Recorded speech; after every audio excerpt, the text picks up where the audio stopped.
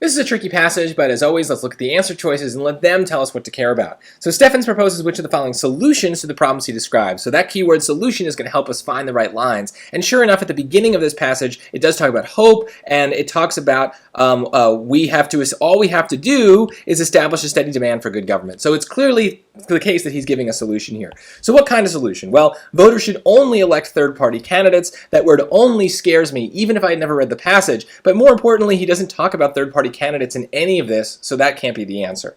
Choice B, more businessmen should run for public office. Well, no, his complaint is that the businessmen and the corrupt people and the bosses are running things, and so he's not saying this at all. In fact, if we read the rest of the passage, which I've excluded, he's saying very clearly that the businessmen are bad.